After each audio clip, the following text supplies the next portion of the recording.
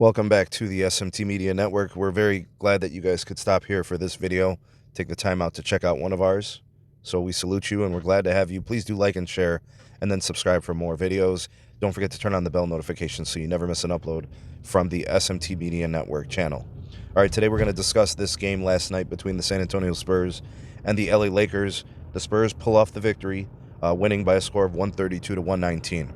The irony of this game is the fact that Victor Wembanyama was not available to play. He's still injured and missing time. Everybody played for the Lakers. I don't think anybody was missing in action from the typical players on the team. So Austin Reeves played, although not great. LeBron played. I thought LeBron played pretty good. Luka played as well, and the Lakers still lost by double digits. And this is an underlying theme about the Lakers. The Lakers seem to have a higher probability of winning when they defend better. And the thing about the Spurs are a nice young team. They've got a couple really nice players. Castle's fantastic. Vassell's great. I mean, they've got good players. You know, De'Aaron Fox, I think, is one of the better guards in the NBA. So it's no surprise that the Spurs can beat a team even without Victor Wembanyama from time to time. The thing about the Lakers, though, is the Lakers have a lot of talent. They have some really, truly impressive offensive firepower. They have Luka Doncic, who's regarded as one of the best scorers the game has ever seen.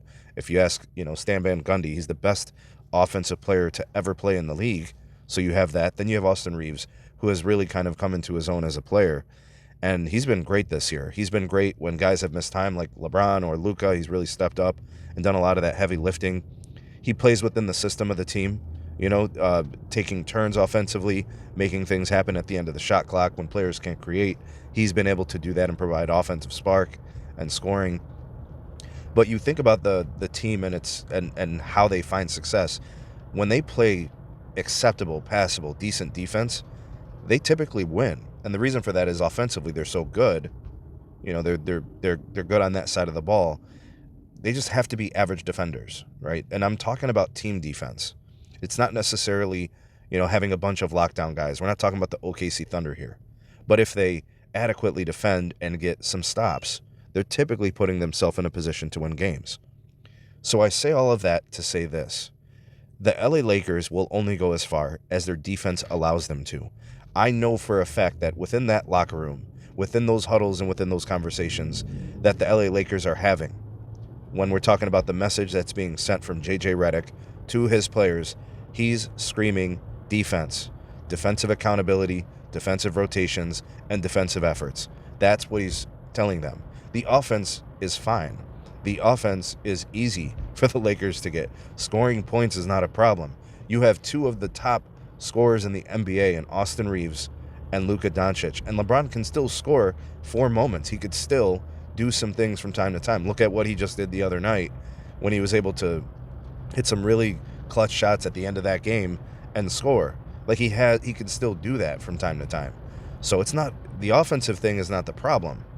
It's defense. It's consistent defensive effort, and it's defensive accountability. So if the Lakers, who have aspirations to go to the Western Conference Finals, I'm sure, Luka wants to prove to people that what the Lakers did to trade for him was the right decision.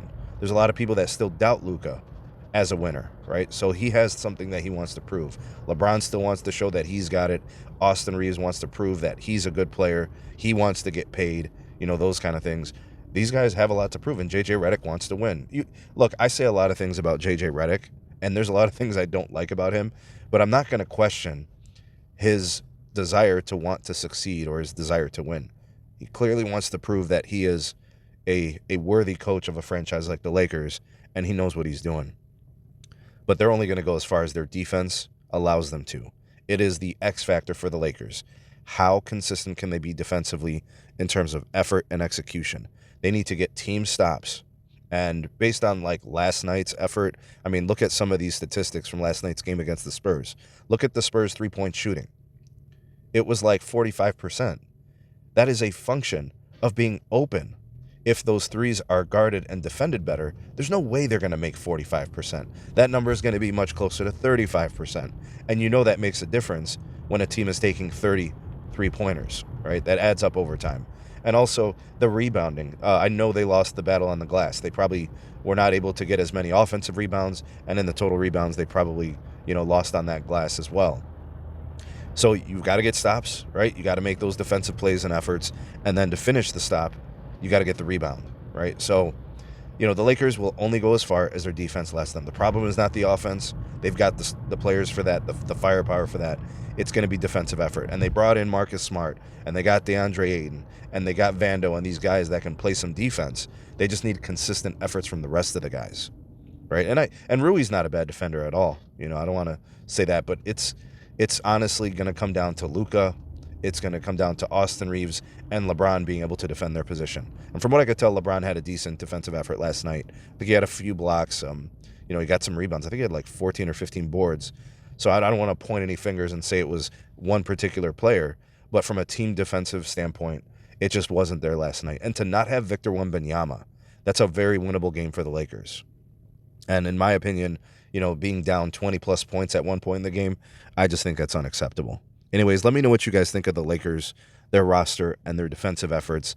Let me know if you think it's the most important thing for them. Do you think it's just somewhat important? To me, I think the offense it's like that's automatic. That like happens by itself. It doesn't require any special attention. I think it has been, will be, and will continue to be an issue of defensive efforts for them.